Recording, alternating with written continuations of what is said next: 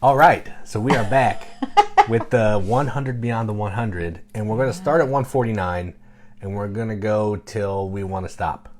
So it could be 148. Who knows? Maybe. We'll go for a while, and then we'll just stop. Depends on who shows up, if anybody's talking, whatever. Nobody might show up. That's okay. Yeah, we're just having fun. Who cares? Well, one person got on. We kind of started late. Our youngest daughter had her first school music choir concert tonight, so... Yeah, I posted a video of that on my personal Facebook page if you're interested at all. And you're friends with me, I guess. I should say that. It was an experience. They're always interesting. Yeah, that's why I got out. I didn't wear this to the concert, but I got out my favorite Christmas t-shirt. I did wear this because Katie wouldn't let me wear a t-shirt. So I needed to look respectable. Didn't want to embarrass our kids. We will purposely embarrass them a lot later on in their lives. But right now, that's true. All right, so enough about us. Enough about us. We're going to start with 149 on the podcast this week, which will drop tomorrow. It's already posted. Or it's already out there. You'll see our 40s, and we're in our 140s right now. Coincidence? I think not. My number 149 is a party game, and it's high because it's just so fun. And that game is Just One. I played this with... That's pretty high. Because I played it a ton. I wonder if it's in my top 100. I don't know where it is on mine. Who knows? Probably not. Just keep going. I'm looking. I played it a ton. So in this game, you are working together, everyone that's playing, and you have a card. And the card has, I want to say, 5 options. And there are 5 words, numbers 1 through 5. And the person whose turn it is to guess sets the card out, facing away from them, and they choose a number, and that's the clue. Everyone else has a little dry erase board, and they write just one word to help the person who's guessing guess their word. Problem is, they cannot write the same word as anyone else, or it's disqualified. And so then maybe that person has 1 word to go on, or 2 words, and those 2 words don't make sense. And so the challenge is, I want to pick the obvious word, but I don't want everyone else to pick it, because then we won't get it. But if somebody doesn't write it, then nobody writes it, and then it's confusing. And that's the rub of that game. Yes, which I really like that. I think that's really fun. You're working around words. It also can be you're working with the person knows and what kind of comes to mind for them when they see certain words. I played it with church ladies. I played it with my grandma, and she, for some reason, is terrible at games. Even though she's one of the smartest people I know, she's terrible at games. She picked up on this one. It was not a challenge for her. So this is in my book, that makes a quality game that it can go across all different group types. So 149, Just One. Yeah, I looked at my list. I can't search because I don't have Word. So, yeah, I don't know. I didn't see it. I might have just left it off. Why don't you? Because it wouldn't let me sign in with your school account because it's already signed in on the other computer. No, but I can have 5 accounts. Oh, I don't know. I might have to have you do it then. Anyway, that's irrelevant. Yeah, irrelevant. So my number 149 is a cough. Good. And it is, I think, a game you've already talked about. I did talk about this. And it's called Order of the Gilded Compass. So this is effectively Indiana Jones Yahtzee, kind of. You're rolling dice. You're trying to get different sets of dice. You may want to run. You may want a kind of a dice, 6 of a whole bunch of them. And you're trying to collect different things. You might go to a dive site to collect coins. You might go to another area where you're trying to collect different artifacts to get sets of artifacts for points. You're trying to get maps that you can dig at. You're trying to get specialists to help you dig at that map site. That's true. Just a bunch of different ways to score points by rolling dice. It looks nice. It's fun to roll the dice. And I always have fun playing it. It's probably this low because I haven't played it. I don't think I played it at all last year. But I do like it. I played it a lot when I first got it, and at camp a couple times. It's just good. So my number 149, Order of the Gilded Compass. And I'll be right back while Katie does the next one. I'm going to get a drink. Yeah, that game also is one of those where it's so easy to introduce to non-gamers because, everyone is pretty familiar with Yahtzee, good at just dice rolling, and it's just picking where you place your dice. My 148, I think, is over here on our shelf. Dang it. I don't know where it is. It used to be over here. I'm sure Jason moved it. My 148 is Fantastic Factories. You moved it. Didn't it used to be over here? Right there. Oh, who knows? Maybe it was never over here. Fantastic Factories is a game where you are trying to run an engine. You are taking these machines that are going to give you resources. You're deciding, you roll dice and you're assigning them to different machines based on what the machine says it needs to run. You're getting resources. You're converting those resources into points. You know, maybe choosing better machines each time, getting some workers that'll help you do different things. I really like engine builders, but this one is low because I've had a couple experiences where it wasn't so great. What, because I'm good at this one? Is that why? No. I didn't even remember that you were good at this one. I dominated last time we played. Oh, put a rose in your nose. Domination. Whatever. It's fun. I like the engine building. The artwork is really pretty basic, and I kind of like that simplistic look to it. But it's just like trying to convert things. It feels almost a little too purely economic for me, which is what I don't like about a lot of games. But I still like to build engines. So my 148 is Fantastic Factories. I like it. I'd like to play this one again. I only played it a few times, and I like the way that the dice work. You're trying to manipulate the dice, but you're also trying to get buildings that help you make your engine go. So it's kind of a two-parter, which is cool. All right, so my number one, what was that? 148. My number 148 is a game from Board and Dice that has T's in it. A lot of T's. And it's called Teotihuacan. It has 2 T's. Teotihuacan. Whatever. City of the Gods. 3 T's, thank you very much. If you include the subtitle. Yeah. So, this is a game that I want to like more than I do. I've played it a couple times, and it just... I don't know. I want it to be better than it is because I love Tzolk'in, and this is supposed to be like the successor to Tzolk'in. Not even close. Mm-hmm. But in this, the whole board is effectively a rondel. You're trying to take these dice, move them over to certain spaces to be able to do certain actions, and it's going to have a different cost based on how many other colors of dice are there. You're trying to build up the pyramid. You're trying to move up on these tracks. You're trying to build houses for the dead. You're trying to level up your dice by using actions so they ascend, which means they turn into a 6 and they like go out of the game and they come back in as like a 1 or a 2 or something. Again, I've only played it a couple times and I didn't really care for it as much as I wanted to. So if that sounds good to you, check it out. Maybe I need to play it again and give it a fair shake, but I was a little let down. We do own it again. I got it from Joel on a trade that I did with him, but we haven't played it since I got it. So the first time was a mega letdown. I didn't like it. I generally like rondels.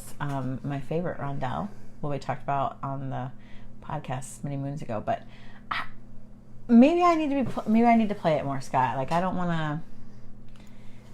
I know I can get a little judgy on the games. The first time I was like, this is not good. But yeah, I really should probably play it again, especially because we do enjoy Tzolk'in, and I really like the one after that. Takanoko, which will probably be on a list at some point. And since I liked those, so well, I wanted to like it, and it just didn't feel right to me. But I'll try it again. My 147 is a game that starts with a T. I don't think it's in that group of games, but no. Jason talked about already. It just so happens that it begins with a T. Jason talked about already. It's Tungaru. I really want to play this more, just because it's really interesting.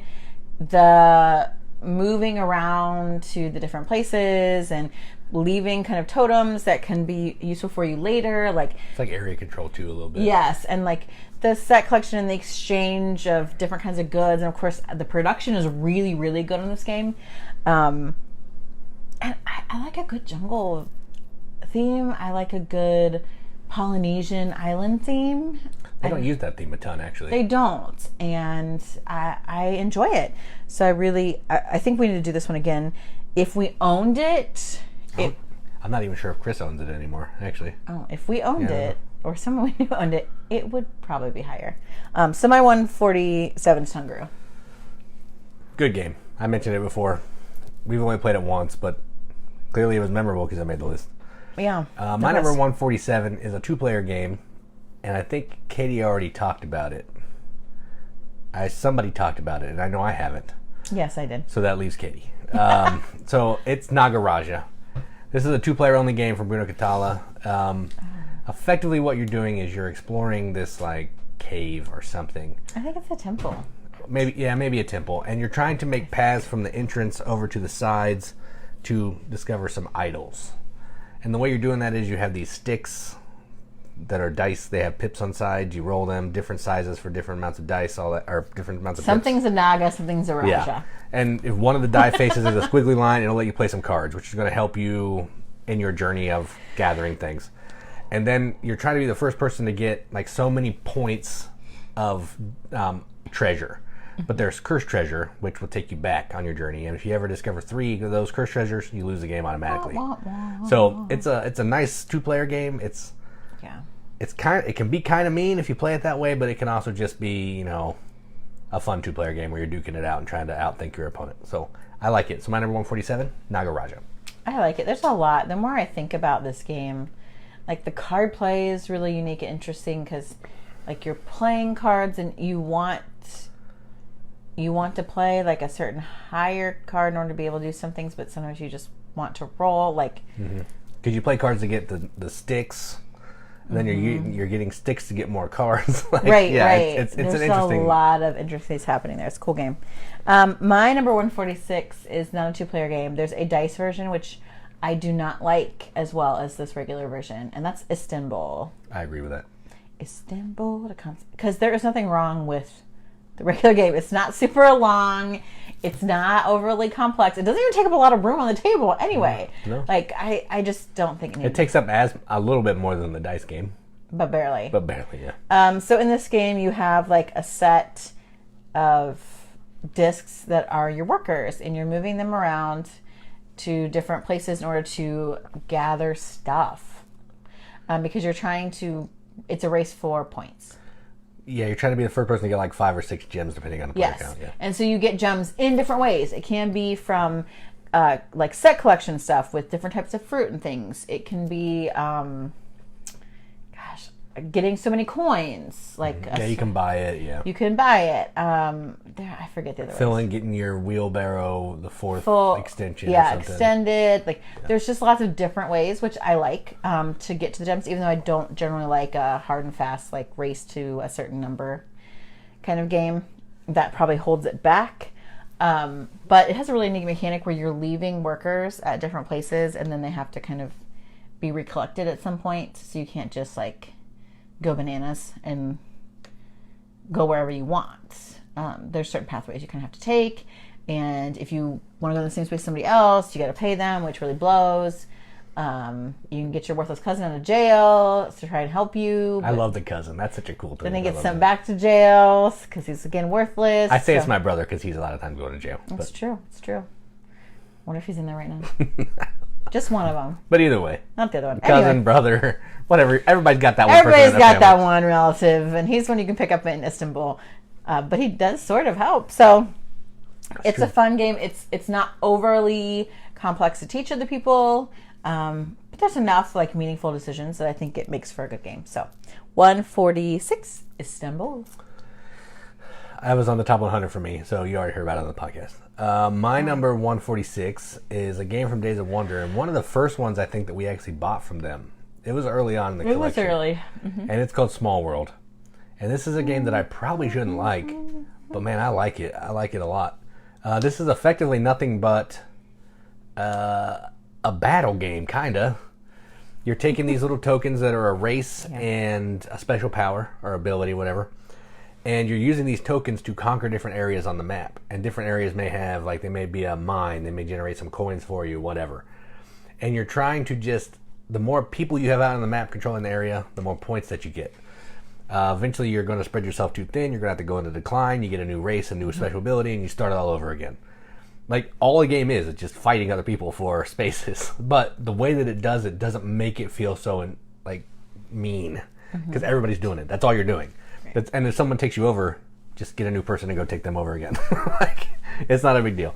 And the races, the combinations are just crazy. Some of them feel way overpowered. Some of them feel terrible, but that's just the way that it works, and I love it. And I played it at all player counts, even 2. and it's amazing at all of them. Because there's different board sizes for every single player count, so it's amazing. I like it. I think one night I played it 3 times in a row. I played it with Brandon and Keener 3 times in a row. It was awesome. So mine are 146, Small World. It's not on my list because I haven't played it in so long. You've played it a lot more recently. I like it. I like the endless variability with mixing those races and powers. And we've got a couple. We bought a couple of the expansions. We have a couple expansions which adds some different stuff. Stacks of tokens. Yeah, there's just tokens everywhere. But I like that. Yeah, you can try something new and try new abilities and kind of like flex your brain in different ways. And yeah, it's like, oh, I get all taken over. Okay, well, let's try those rat people. Yeah. The flying rat people. Let's go for it. You don't feel bad because it's an hour game. You just do it again. Yeah, that's a good one. My 145 is a 2-player game. And it's from Keymaster. Look at that. I knew that, right? You did. Good job. This is a game that I insisted we buy at Origins before Keymaster really became the monster well-known thing. Before they did Parks, which skyrocketed them. Right. And that is Caper. So Caper is this 2-player game where you and the person you're playing against are thieves. And you're trying to commit these capers. It's a drafting game where you're trying to get equipment, locations. I don't know what else you're drafting for. And then you're playing kind of your thieves. And what's that ugly? What are you puking at, Scott? Sorry, I was stuck. I know. It's fine. I was stuck on your reply and I missed some of the comments. I don't know. We made Scott puke. Because we're boomers. It's fine. Yeah, it is push your luck. I would agree with you, Scott, on Back to Small World. Oh, yeah, absolutely. So Caper, the thing I love about Caper is the artwork is so cool. It's really cool. The production is out of this world on it. And that idea of like, okay, I want to draft stuff because I want to be able to really equip my thief well, but there's these different locations and they have different requirements and then we're kind of battling over them. But I also want to get, like you get points for kind of controlling the area. So there's lots of different things going on here. The rule book looks like a ordering catalog. It's awesome. For spy gear. Yeah, it's awesome. It's really cool. Now, the one thing that made me mad is they said they were issuing an expansion to this. It's a reprint. It's just a reprint. It's the same game. It has a few different pieces, but it's effectively the same. That's what I'm puking at. But otherwise, this is a really neat 2-player game, different than a lot of other ones I've seen, and the artwork, the production is boss. So, my 145, Caper. I mean, it's drafting done with 2 people. That doesn't happen. Yeah. So that's amazing on its own. All right, so my number 145 is a game that is tricky. And it's called Heaven and Ale. So this is a Kiesling game, I think, from Kramer and Kiesling, but just Kiesling. And what you're doing in this is you're taking on the role of like a monastery or monks or something, and you're trying to brew beer, make beer. And the way that you're doing that is... I didn't feel that theme come through. That's what the theme is, though. Okay. I know it is. I don't get it. What you're trying to do here is you're moving around this track that's going to let you select tiles. It's a very abstract version of making beer. And the tiles can either go on the light side of your board, which is going to give you money, or maybe vice versa, or the dark side of your board that's going to let you move up on tracks. You have to get your brewmeister up to a certain point, to at least 0, because you start in negative, and you have to get all of the resources up to at least 0 to even score some points. So you're fighting this battle of trying to earn coins, trying to get the tiles that you need, moving all your bits and your brewmeister up so you can even get points. And then you're trying to get these barrels, you're trying to get certain other things because it multiplies with the score. The scoring is terrible. The way that all that works is terrible. I don't like it. But the game is fun. I just wish the scoring was better. And I could understand the scoring more because it's weird. But it's a fun game. It's really tough. It's really hard. Tight economy. It's brutal. But I enjoy it. My number 145, Heaven Now. This was already on my list. And I said I liked it because I don't know that I have it quite figured out. And that still remains true. My 144 is a game that I think you already talked about. It's a little push your luck game, and it's so pretty. It is The Legend of the Cherry Tree that blooms every 10 years. 10 years. Little game, long title. It's yellow from yellow. And in this game, you are drawing these little flower petals of different colors out of a bag. You're blind drawing them, and you're trying to like make these different set collections based on what you draw out. So you draw out so many, and then it'll say, okay, well, if you drew out this number of different colors, or you had 3 of the same or whatever, you keep one color in front and you put the rest behind, or like, and so you're trying to only get like one color in front of your screen, but you want to get maybe all cool colors behind your screen. So you really don't have control what you draw out, but how you keep it and when you keep going, and trying to see what other people are drawing and what could be left in the bag. Like, there's a lot of intense pressure in such a pretty, very calming looking game. There's nothing calm about this game. The push your luck is pretty intense. It really is, but it's a Japanese themed game. The artwork's beautiful. It's got these little pretty feeling flower petals, so I can't resist it. So my 144, Legend of the Cherry Tree. My number 144, I think you already talked about. I'm pretty sure. I don't remember. I don't know. But it's a 2-player game only, and it's called Akratiri. So this is a game where it's a pick up and deliver game for 2 players, effectively. You're going to these different islands with your boat, and you're trying to get goods and bring them back to the center island. But while you're doing that, you're also trying to discover these temples. And the way that you're doing that is you're going to be taking tiles, you're expanding the board. Both players are playing the board together. You're growing the board Carcassonne style. And each of the tiles that you build has like some colored icons on it. And you're trying to discover your temple in a pattern of these icons, like some of them to the east, some of them to the west, where the layout of the map can only work for this one temple. And then you're going to put your temple in there, you're going to score some points. And as you build temples, you're going to unlock some things on your player board and all that kind of thing. It's pick up and deliver is easy. The temple part is hard. Trying to figure out how to get those temples out using the tiles to make the icons work correctly is tough. But if you like 2-player games, you like pick up and deliver, you like tile laying, this is one you should definitely check out. And that's why it's my number 144, Akratiri. Yeah, this one's, I think, a little bit different than a lot of 2-player games. Like, I find it challenging, but in a really good way.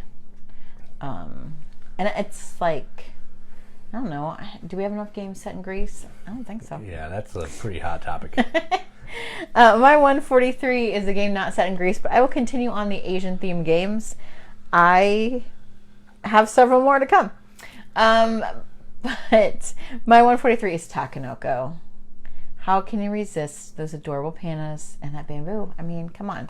So if you haven't played Takanoko, you should. You should. This is a great intro game and still a good game to play as a gamer. Like, I really enjoy sharing this with people, teaching it to them. You have goal cards, and the goal cards are a layout of kind of garden tiles, or they are different colors of bamboo that a panda needs to eat, or they're different heights and colors of bamboo that you need to grow. And so you are moving a farmer to grow things, you are irrigating land, you are laying tiles, you are moving the panda and eating some bamboo, all the while checking the weather conditions and how they affect kind of your bamboo plantation. I don't know what you call that, bamboo farm? It's cute. Like bamboo patty. There's something great about the tangible. No, it's not a patty. They're not anymore. About this, the feel of the bamboo that stacks up. The cute little panda, and then we have the expansion, which is chibis. And there's a little girl panda, and you have little panda babies. This is a family show. The stork came and dropped with the panda babies to the panda mommy and daddy. It's very visually appealing. Like, this is one of those games that when I have people who don't play games very often, I'm like, well, just look around and see a game that you're like, oh, that seems kind of interesting. Time to time, people pick up Takanoko. They never go to the Martin Wallace shelf, ever. Imagine that. Ever. Imagine that. They might now. We got Via Nebula. That was good. Yeah, maybe. But Takanoko is one that there's something about the colors and just the cute panda that really draws people in that are not gamers. And then it's a pretty easy game for them to pick up, and they enjoy it. So 143, Takanoko. That's a good one. I think I already talked about that. Did you? I don't know.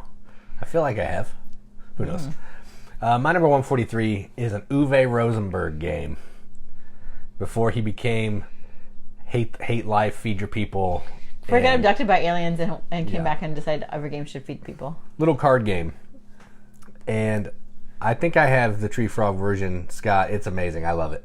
Brass, that is. And my number 143 is Bohnanza. Bohnanza. Every time. Silly little card game where you're planting beans in a field. The trick here is you can only plant a certain one type of bean in each field. You have 2 fields, maybe 3, depending on what version you get. And once you do that, you have to play cards in your hand from right to left. So however they're in there, you got to play this card next. But after you plant some beans, then you're going to flip some cards from the top of the deck and you're going to do some trading. You either need to get somebody to take those cards from you, or if they're cards you like, you can take them and plant them.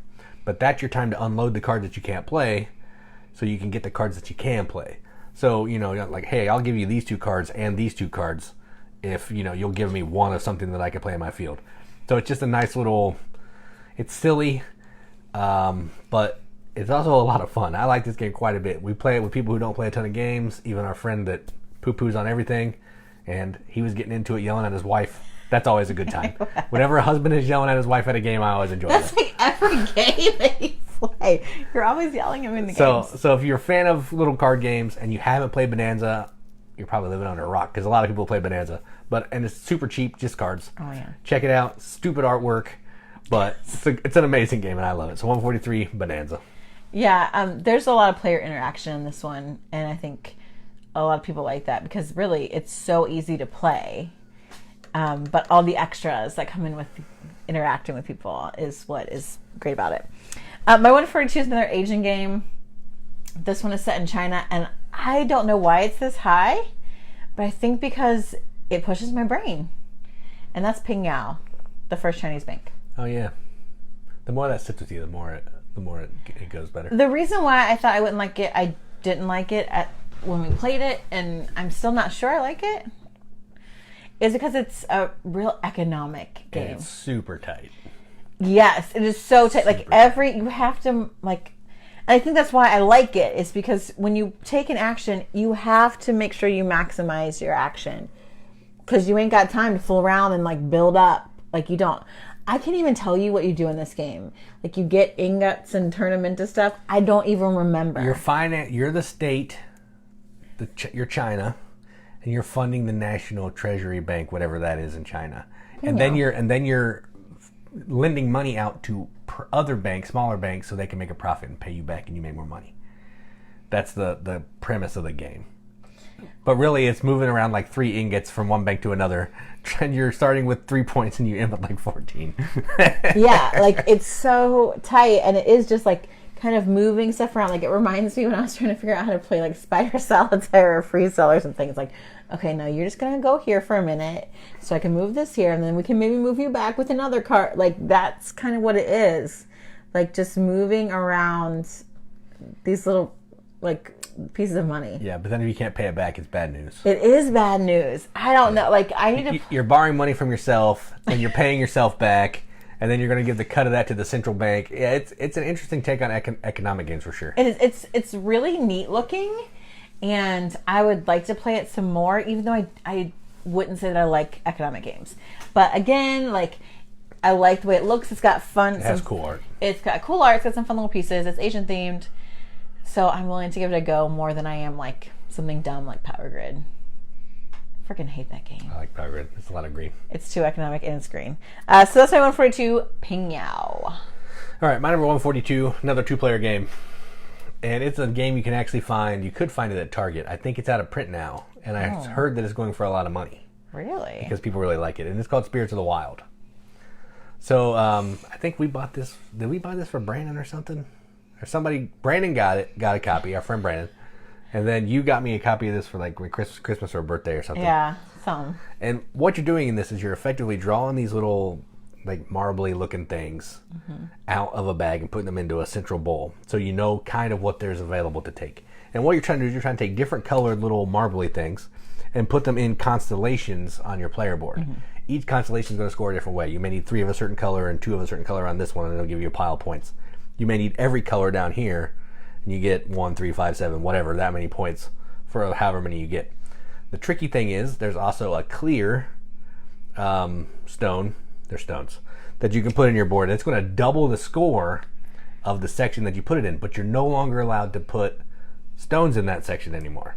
So if you're doing good in one, you can throw that down there, but then you're effectively shutting yourself off of 1/5 of what the stuff you can do. There's also a fox that you can play to put on other people's boards. It's going to block them out from being able to take use that space until they move the fox to you. It's a really interesting game. It plays in 20 minutes. Once a certain amount of the clear stones have been taken, the game's over, and then you add up your score. It's fun.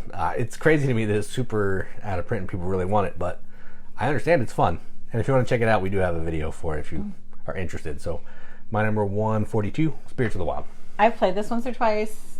I never remember it, so I don't ever rank it because I'm like, I don't remember this game very well. I know the production quality is really good and the artwork's really pretty. And it's made by Mattel, which is weird. It is weird. Really weird. And I know it's a good game. I just don't. I haven't played it in so long because it's 2-player. So if there's only a 2-player game going, if Jason doesn't suggest that we normally play like Heavy Euros at 2 when it's just us, he'll play with other people 2-player, and I am not invited. Or you're gone. Right. Just that too. My 141 is one that Jason talked about already because he only likes one certain version of this game because he's weird. They're both basically the same. Nope, you're wrong. And that's the Quest for Eldorado. They're not the same. In both games, it's really cool, like a little mini deck builder where you are building a deck of ways of transportation to get your little person across terrain. In the, what's the name of the one version that you like? The Golden Temples, I think. Oh, something like that. There's also a pick up and deliver mechanic, so you're getting to these different areas, picking up something. Which gives the game a purpose. Otherwise, there's no purpose. It's a race. Yeah. I could point to you a bunch of games in here that are races. Just the same. Yeah, and I'm doing other things. Even in Camel Up, I'm doing other things than just racing. Home stretch? What are you doing there? You're betting on horses. You're buying stakes in horses to try to get them across the finish line. Home stretch is a roll and move. That's not the same thing. In almost every game, there are so many games that it's a race around a track, a race to get to... So many. Yeah, we don't play those. Yes, we do.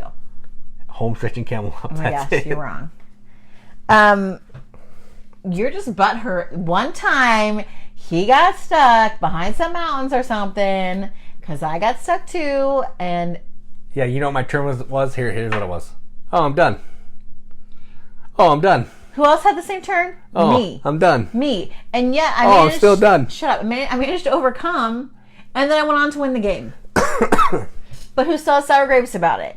I mean, this was years ago. It was...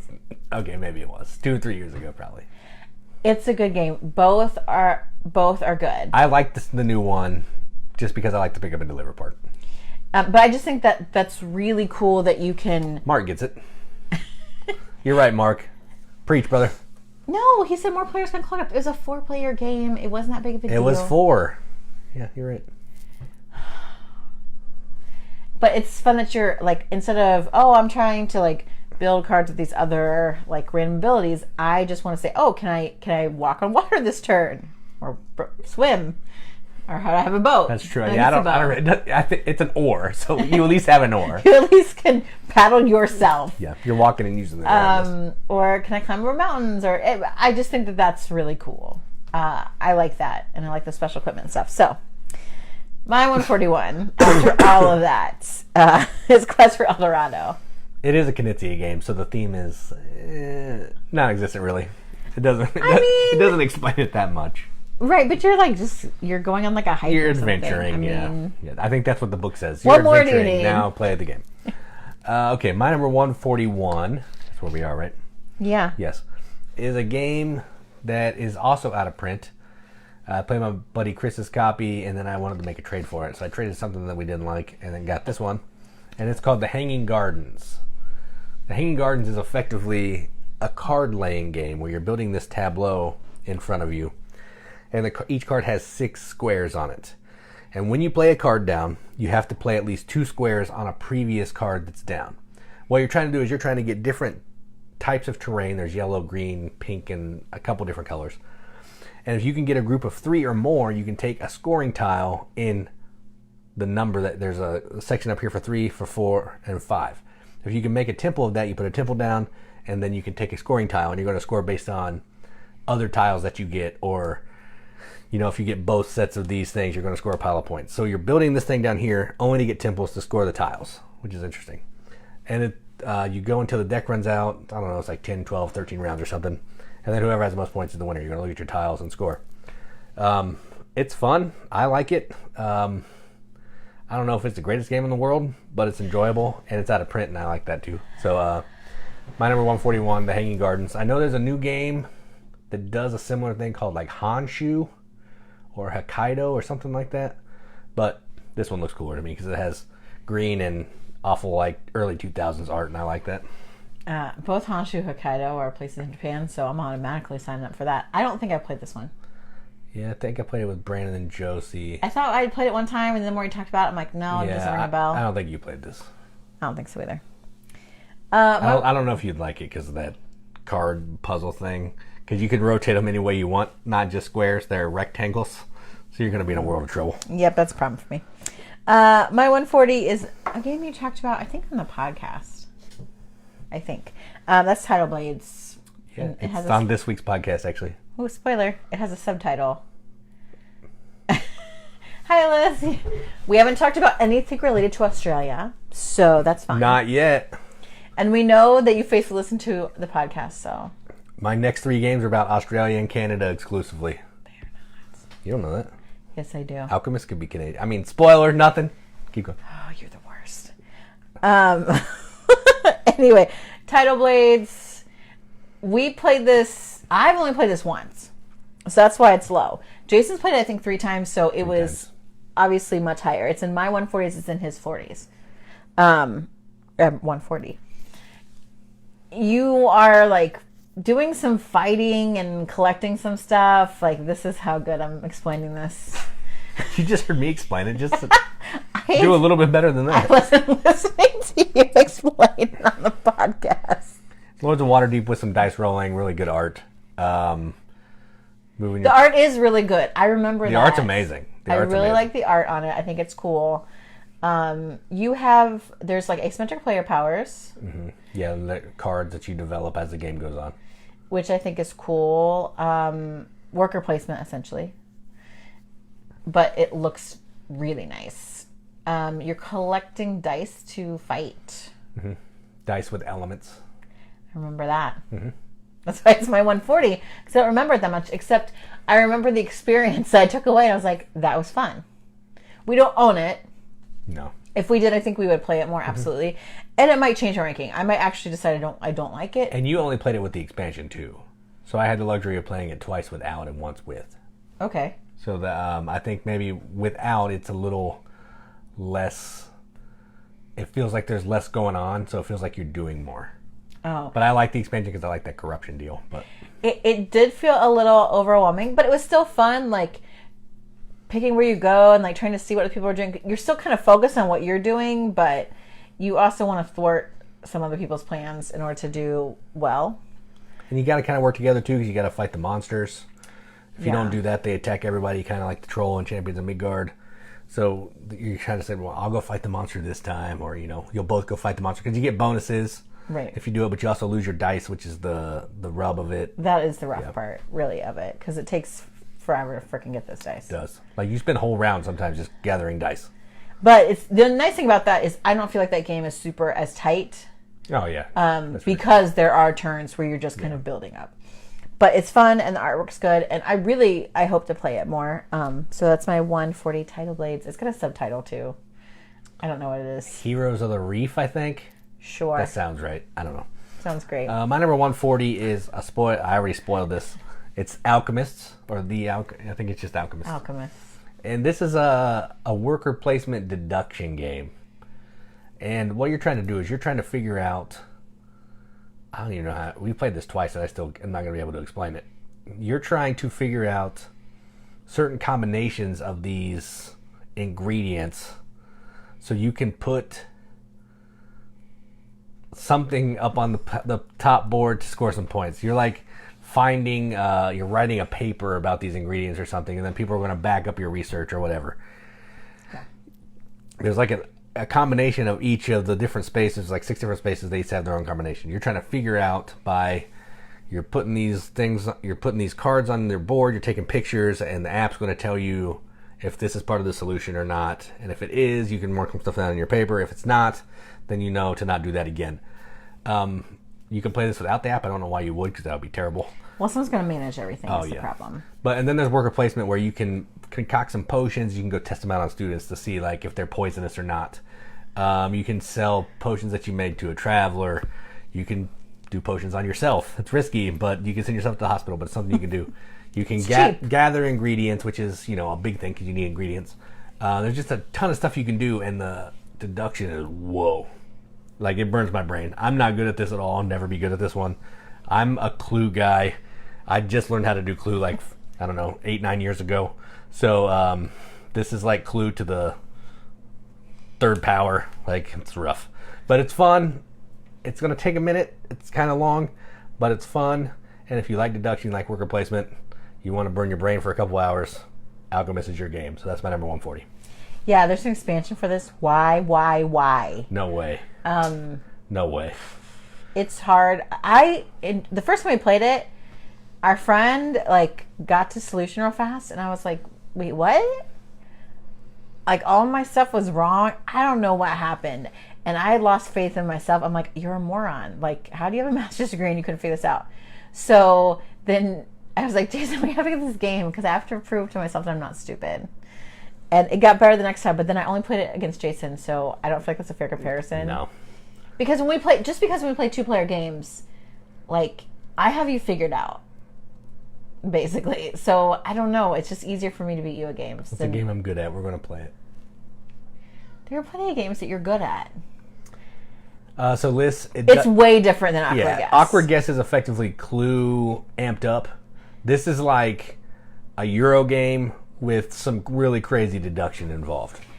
Yeah, I actually almost wish it had less to it because the deduction piece is what I want to focus on, but you have to put guesses or log some things that you found, like, oh, this ingredient is a red, a big plus and a little plus. And so I have to somehow submit that to this committee because you're you're an alchemist. Yeah. Oh, I found the solution for some potion or something. I don't know. It is a big brain game. But not a little brain game, that's for sure. My brain is not.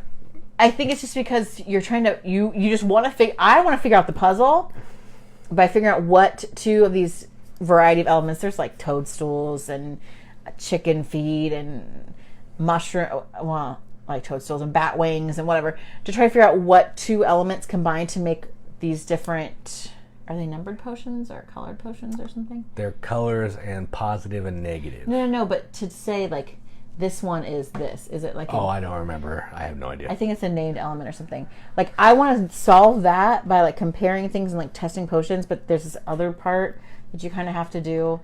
It's good. We're making it sound like it's not good. It's good. Just be expected to think a lot, have your brain hurt when you're done, and do really terribly the first time, unless you're amazing at deduction. If you're amazing at deduction, you can maybe do pretty well, but there's a whole lot more than that going on, so you're going to be distracted. Yeah, when you figure it out, you're like, I am a genius. It's how I feel when I get the final Jeopardy question on Jeopardy. I run around the room I did it! That is exactly how you feel in this game when you're like, I knew that was purple mushroom and bat wing. It feels really good. You get a little bit.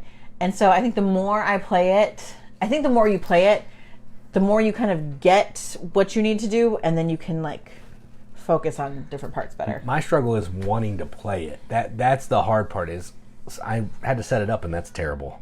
And then I know that this is 2.5 hours of me being terrible. I mean, I'm okay at being terrible when I'm playing a game and I'm just making dumb decisions, but now I'm terrible at a thing that I'm already not good at with deduction. If it was just the board, Katie wants the deduction, I want just the board part. So we can play as a team. She can do the deduction, I'll do the board part, and then we'll be solid. Like, you need to get chicken foot and moss. Go. But it's a good game. If you have a chance to play it and you have a couple hours, I feel like you would be better at this. If we played this more, like, maybe. You are way more logical. I would figure it out. It takes me a long time to get deduction. It's not one of my strong suits. That's my only strong suit. Everything else, like, meh. I mean, clearly none of my strong suits are in any of these games that we have. But deduction is definitely... We talked about Fantastic Factories earlier. You just said that you were amazing at. That's true. I was pretty amazing at that. Okay. Moving on from Alchemists. My 139 is a roll and write. And we talked about some, I think, maybe like 2 videos ago. But this one is... If you haven't played it, you have to get it. And that's silver and gold. $20. Well, at least in America. I guess it's a flip and write. Flip and write, yeah. No dice, just cards. We actually just played this like last week with some friends of ours that we haven't seen for, I don't know, like 4 years or something. They came to visit, but they don't really play games that much. They play maybe cards or Tenzi or whatever. But they really like silver and gold. So you're flipping over these shapes from a deck, and you're using those shapes then cross off squares in the same shape on these islands that you have. And so you're crossing off maybe gold, so you can get some points for that. You're crossing off palm trees, you can score for palm trees. You're also trying to complete cards by crossing off all the spots on the island. And then you could get more. And some of the cards actually have bonuses for certain types of cards on them, kind of a set collection, and they also have points on them as well. Super easy. It's so good. It's so good. I like the artwork. It's dry erase. I always think that, like, I don't like roll and writes. Roll and writes are stupid, but there's so many I really do like. And they've come a long way. Yes. And this one is really fun. A lot of people can get into it. This is definitely an easy one to get non-gamers into for sure. Who doesn't love, like, a little hunt for treasure and a little tropical island? So that is my 139 silver and gold. Yeah, Ryan, we don't have a ton either. We have this one on tour. Do we even have more? I just got Rolling Realms from Stonemeyer. Yeah, I think that's about it. We don't have a ton. I mentioned just one. You write down things, but you're not rolling anything. Yeah. I mentioned Deadly Doodles earlier in my list, but we don't own it. We don't own that. Yeah, so we only have a couple. Yeah. Silver and Gold is definitely a good one. It's good. My number 139. I think you might have talked about this one already, and it is a version of a game that they added Cthulhu to. And the game is Kingsburg originally, and now it's the Cthulhu version is Kingsport Festival. So it's effectively Kingsburg, where what that means is you have 3 dice, you're rolling the dice, and you're going to activate one of the different elder gods based on the value of your dice. So you may roll a 12. So I could either use, on my turn, I could activate the 2. Or I could put all my numbers together and activate the 12, if it's available. And then what you're trying to do... I was just looking for a game, because I can't remember. And then what you're trying to do is you may get some spells or some kind of cards that are going to help assist you in fighting the investigators, because you're playing the cultists. You're taking on the role of a cultist. And every so many rounds, the investigators are going to come and try to slap you around. Mm-hmm. So you need to make sure that your attack value or defense value is high enough that you can fend off the investigators, because if you can't, something bad happens. You're also trying to build put your disc on these different buildings that cost different amounts of resources to give you special abilities. It's kind of the same as the player board in Kingsburg, but everybody's just sharing the board in Kingsport. It's a really fun game. I only have 2 complaints. I think it takes up too much room in the table, and it takes too long. Like, I think it has way too many rounds of this game for what it is. Cut off a couple rounds and I would want to play it more, but it's like 12 rounds, and that's a lot. Especially at a 4-player game, that's a lot. So, but you can get it for super cheap. I think I got it on Amazon for like $5. Of course I did. Of course. And if you don't have Kingsburg, or you do have Kingsburg and you wanted something a little bit meatier, because I think this is a little meatier than Kingsburg, check it out. It's fun. Just be prepared. You need a big table, and the artwork is dark, and it's going to take a while. So if you're okay with all that, crack out the $5. Go pick up the game. So my number 139, Kingsport Festival. I do really like this game, because it's also kind of easy to teach in all aspects, because it's like Yahtzee style. Like, I'm rolling these dice and then I'm placing them. It's a board and then all of these portals around they're huge. So, I was going to do a video for it, but each elder god's like this big. So like it took up the whole table and I couldn't put the camera anywhere. It was terrible. Because we're real high tech here. and just have a phone to shoot our videos on. Hey, it works. That's right. Just not on that game. Pretty okay, everybody. Yeah, it's a good game. My number 138, I was looking to see what the subtitle is because it has one, and it's too little for me to read. Which game is it? Atheneum. Mystic Library. I was like, it's something library. Yeah, Can you see that from here? No, but I know that's what it's called. I was like... I can't even see that says Athenium. I know that's what it is. You don't wear your glasses. So, Athenium, I've been wanting this game for a while because the cover art is so pretty. And it's about a library. And I have a soft spot for books. However, I played it once and I sucked at it. Because you were playing it wrong, I think. Because I was playing it wrong. So in this game, you are picking cards, right? Yeah, it's a drafting game. Yeah. You're taking a card. You're playing a card. And the card affects the two people on either side of you. Yeah, it affects you, gives you something, and it gives something to the person to your left and your right. Yes. Yeah. Can confirm. Thank you, Liz. I'm not good at seeing, and it is like 5 feet from me. I'm like, I don't know what that says. I was like squinting. This is my eye with, stigmatism. I can't. Yes, Mystic Library. So the idea, I like the idea of organizing library. It reminds me... Ex Libris. Yes, of Ex Libris, which I also really like. But this is different with the drafting component, and you have to remember to get your stuff from other people, because that's what I kept forgetting. Yep, and she wasn't getting a lot of books. So I'm like, I have no books in here. What am I supposed to do? And you're trying to arrange them, keep certain, make these certain patterns happen. And I was like, I can't make these patterns happen because I don't have enough books. And the goals change every single round. So they're sliding the goal out goes away. So you might be working on it and then it's gone. It's rough. It is hard. And I really think I need to play it more. There's neat ways where you can put candles on your shelves to kind of score extra points, which I like that idea. I just need to play it more because it is so beautiful. I like the idea of arranging a library. The theme so appeals to me. You just have to remember to get your stuff. It's hard too because I think it's only over 2 rounds or something. It's so quick. 10 or 12 turns and then the game's over. So you're you got a whole lot of stuff to do and not a lot of time to do it. Right. I almost wonder if we need to house rule it or something, or maybe I just need to play it more. I think it was fine the way it was. Better. I thought it was awesome. Of course you do. I didn't win. I just thought it was fun. I did not win. Not even close. It was sad times. But I still liked it. Obviously, because it's my 138, and that's Atheneum Mystic Library. All right, my number 138 is a little card game. You draw a card, you play a card. And it is called Archaeology the New Expedition. There's an old version of this just called Archaeology. I haven't played that one. I think it might be the same. But this was the new shiny one from Z-Man, just in a little deck box. And effectively what you're doing in this is you're trying to collect different sets of artifacts, I think. Masks, jars, whatever. And then you're trying to protect them from the sandstorm and from thieves. And once you get a certain amount of set, you're going to play it down onto the table in front of you to score points. It's safe from sandstorms and all that stuff. But the tricky part is, once you lay it down on the table, you can never add anything to it. So you're building the stuff up in your hand. You want to get a lot of points in your hand, but if a sandstorm comes and you don't have a tent, you lose all that stuff, and it just goes to a market where anybody can take stuff. So all that work you did, it's gone. The wind. So sometimes it's better to take half the points because at least you're getting half the points, as opposed to hold them in your hand and maybe lose them all. It's a really fun game. I like it. I've played it a lot. I don't know how many times you've played it, but I played it a lot, and I like it every single time. I traded it because I got something amazing for it. It was a little tiny card game, but I got a full box board game for it. I thought you gave it to somebody. No. It's like a gift. No, traded it. I gave Ink and Gold away. I only played that once too. But yeah, if you like card games, you like the archaeology theme, this is definitely a fun game. It feels familiar. It's Phil Walker Harding, so you know it's like a family weight game because that's what he does and what he's good at. What else does he do?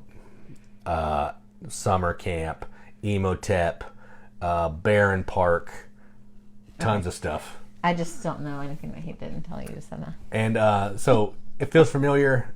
It's got basics, the starter set collection. It's got all that type of stuff. It's a really fun game. So if you can find a copy, I think it's out of print now. Of course. If you can find a copy, if you have a copy and haven't played it, check it out. So my number 138, Archaeology the New Expedition. Or Archaeology if you had the old one. I played it one time, and I do remember liking it. And there's a little push your luck element, like how long am I going to hold on to this? but then sandstorms can happen. And it's real fast. People can steal from you too, right? Yeah, only a couple times. If they flip a thief, they can steal from you. Thank you, Ryan. Silver Gold. I was like, there's another one too. Yeah. I don't know. You all know. If you've listened to the podcast, watched the videos, I don't know any designers or any companies, publishers. So yeah, and Sushi Roll, Sushi Go, that's him too. Oh, he does tons of family weight games. He's really good at those. Good for you, Philip Walker Harding. My number 137 is a game with an ugly box. Not the ugliest box, because we got a lot of ugly artwork. Is it Martin Wallace? It's not Franz Clemens or Martin Wallace. Then it's not ugly. Or Clemens Franz, not Franz Clemens. It's Zooloretto. Ooh, it is pretty ugly. I mean, it has the inside doesn't look much better. It has a panda on it, but it looks like these... It looks like, what's that one book? Zoo books from like when we were like book. for 80s and 90s kids. Zoo books that advertise the magazines. That's what this cover looks like, and it's just that really dated feel. But Zooloretto is really fun. So you get to have a zoo, which everybody wants to like manage the zoo, and you do that by pulling tiles of animals out of this bag and you're placing them in these carts, and you're then going to draft the carts to place animals in your zoo. You can only place one type of animal in each pin that you have. You're also going to collect like kiosks that add, value for your customers that come in. You've got a barn to store extra animals in. If you get a male and a female animal, the stork comes and brings a baby of that animal. The stork comes and brings a baby. Yeah, he listens to that song when he comes. This is a family show. I'm assuming he has that song on repeat in his headphones. Anyway. So you're trying to build the best zoo, fill the pins the most with the same type of animals. So then there's that like, ooh, do I want to take that cart? Because once you take a cart, even if it only, like it can fit 3 items, if it only has 2 in there, you could take it, make sure you get what you want, but you don't get 3. And I want to play Zooloretto now. I love Zooloretto. You also, like, money is a hot freaking commodity in this game because you need it to do anything extra.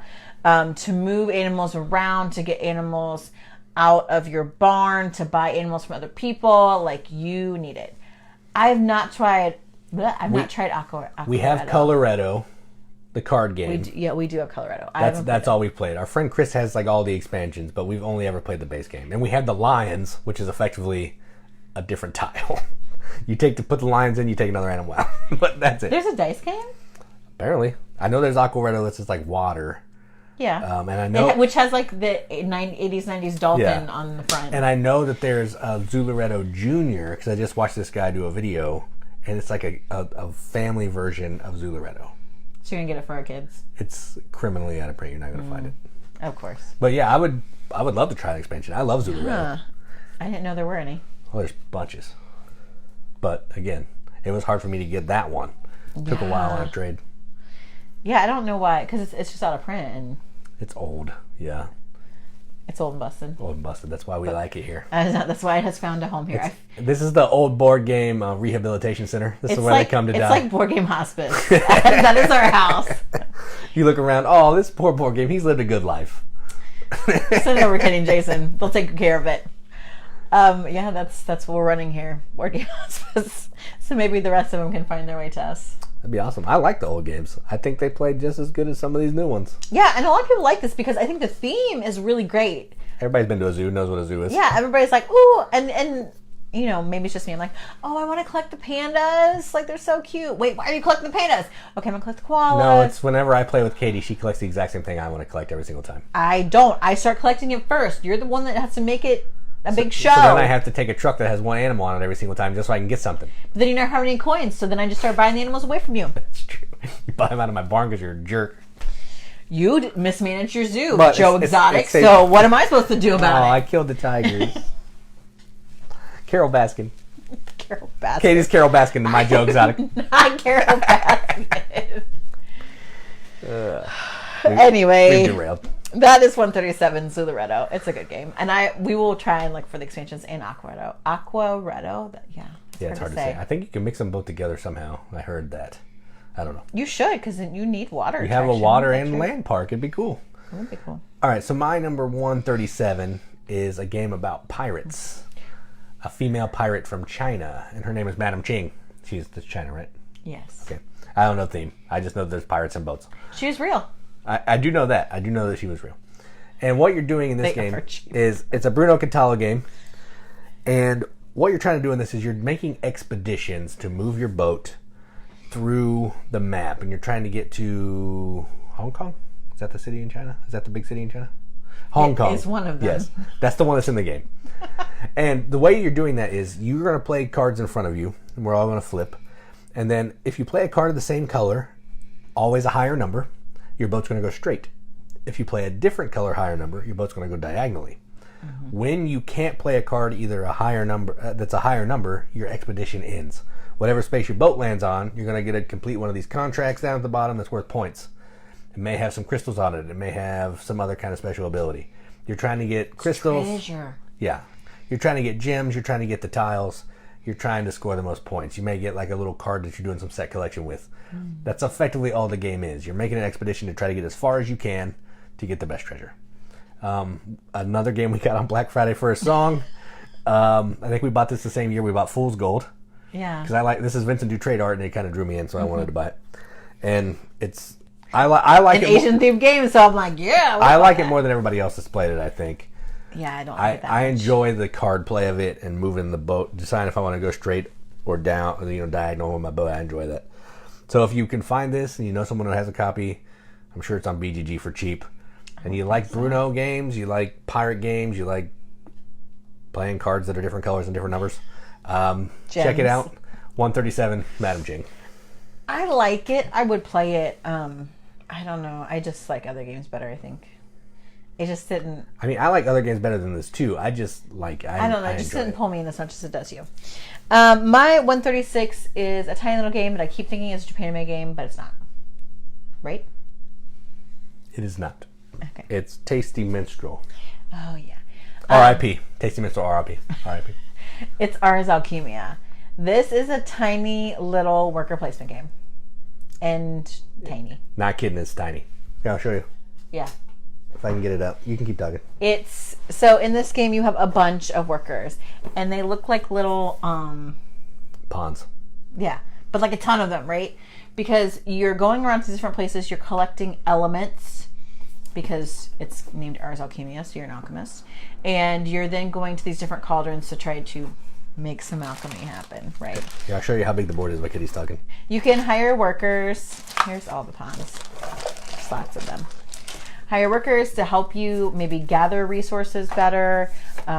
You can get better cauldrons that will produce better potions. But it's basic worker placement. You are going to different... That's it. That's the whole thing. Small board. Just board cards and these pawns. That's it. That's it. There's there's player boards. Little tiny player board. The player board is also very tiny. I mean, this is it. Yeah, not dual layer, which is kind of annoying. Not dual layer, which the is game fine. was like $10, so it's fine. Right. Because you know us. Cheap games. That's what we love. But it really is good worker placement. If I want to go to the same spot as you, I just have to play more workers. You're never blocked off unless you don't have workers. Eventually I will run out. But so then there's that balance of what do I need? Which one of these can I complete? They have such pretty artwork. The writing though is criminally small. Yes, it is. So the characters are just that small, I guess. Everything about this is tiny. They look like Harvest Moon art. They do, yeah. It's cute. It's super cute. I don't know if you can see that, but there's really I even like the pretty player colors because they're not your average player color. It's like this pretty like Tiffany blue and orange and like purple and yellow, a magenta.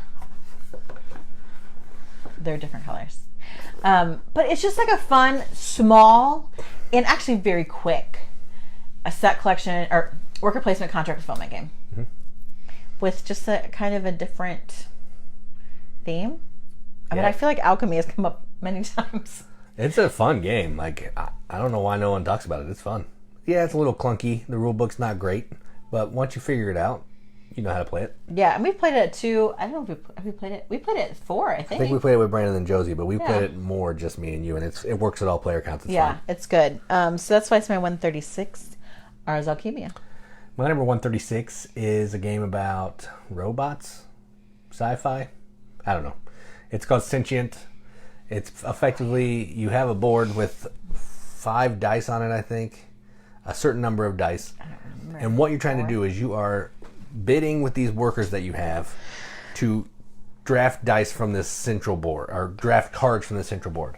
When you place a card down on your player board, the card is going to adjust both the dice on its left of it and the right of it. What you're trying to do is you're trying to get the dice associated with that card to meet a certain criteria that the card wants. So maybe it wants the dice to equal 7. So you're trying to figure out where you need to put this on the board to manipulate the dice, that it's not going to mess up anything else, but it's also going to make this card be what it needs to be so it scores points. If the card doesn't work, you don't score points. You've effectively wasted your turn. So it's, I don't know, it's kind of an engine that you're building, but not really. It's a strange game. Tableau. It's got some auction, some bidding, because you're going to win some area control from the bidding that you do when taking cards. It's odd. It's different, but it's fun. And it has a lot of pink on it. It's right there. It does. It's really pretty. If you can see that in there, I don't think you can.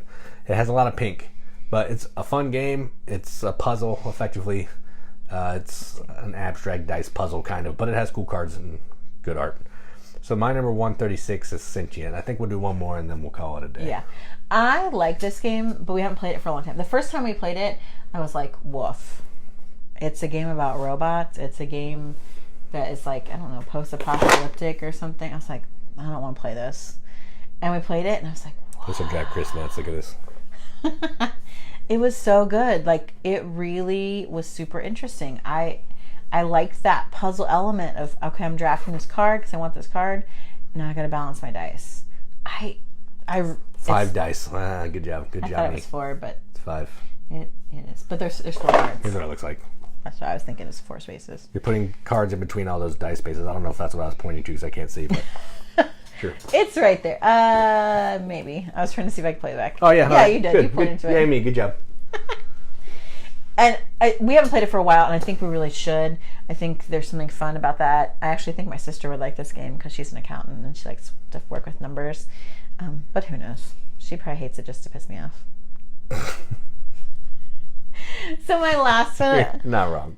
My last one of the night, I want to end on an Uncle Vital game. And I used to really hate this game. But I've played it again, and I've changed my mind. So my 135 is Vinhos. I like Viticulture. What's the hate? It's perfect.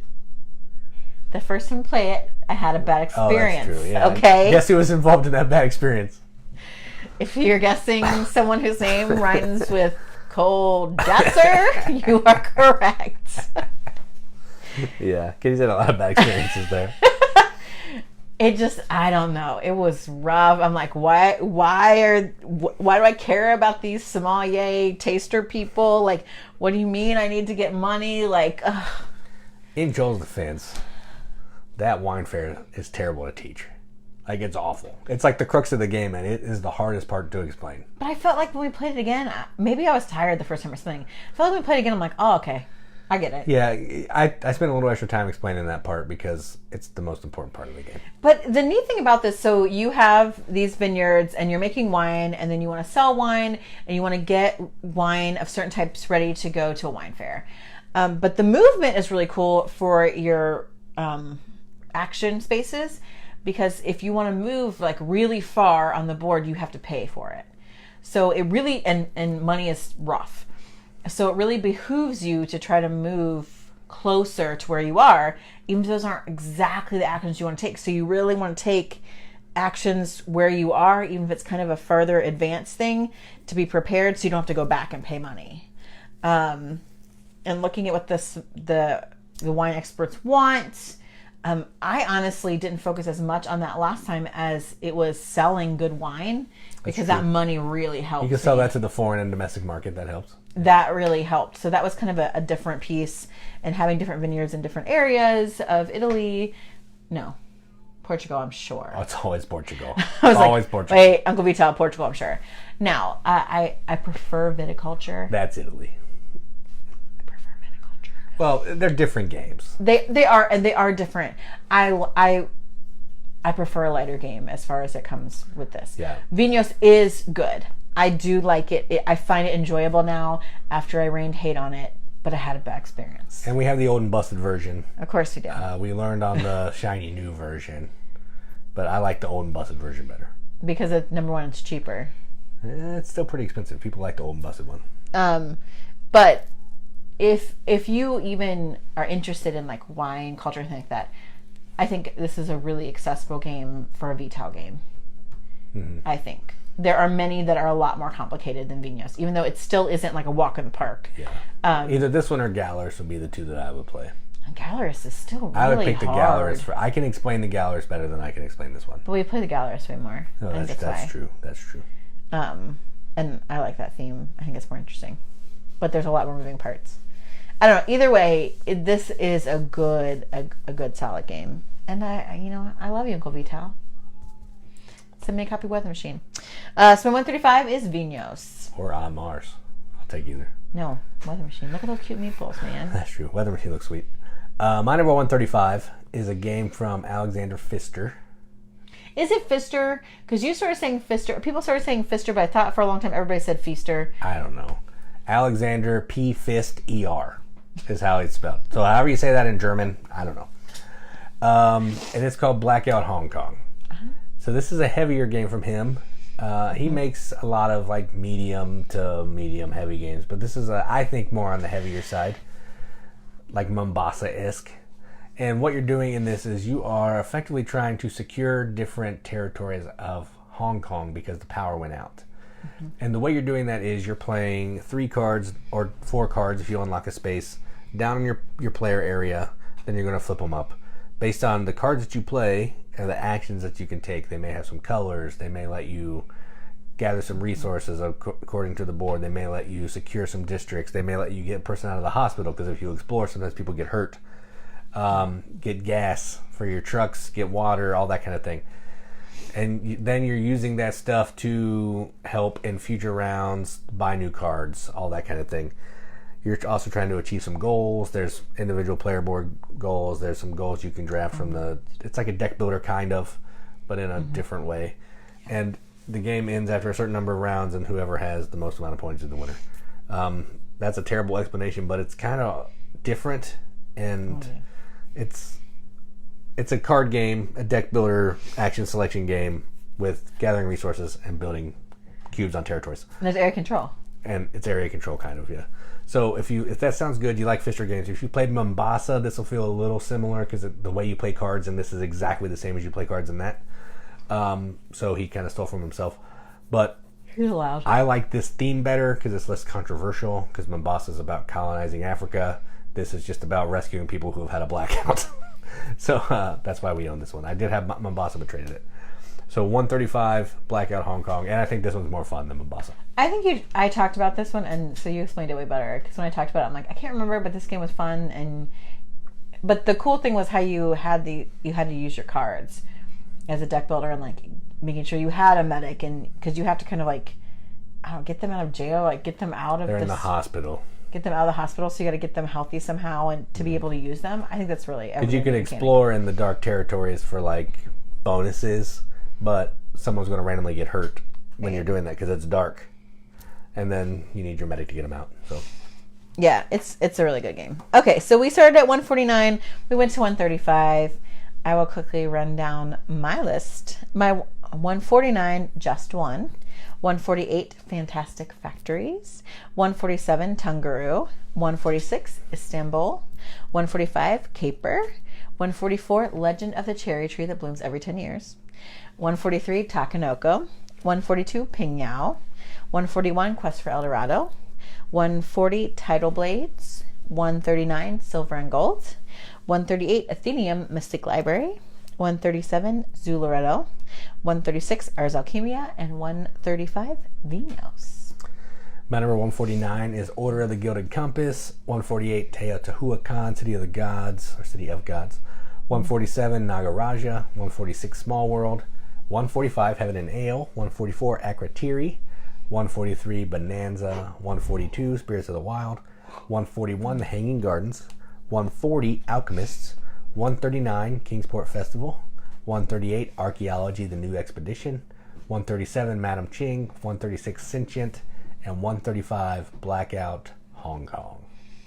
So thanks, guys, for joining us for another of our videos. We went kind of long. I don't know, we're just talking a lot or something. But thank you, everyone who joined. And for those of you that are watching this on the playback on YouTube, I hope you've been enjoying our 100 outside the 100.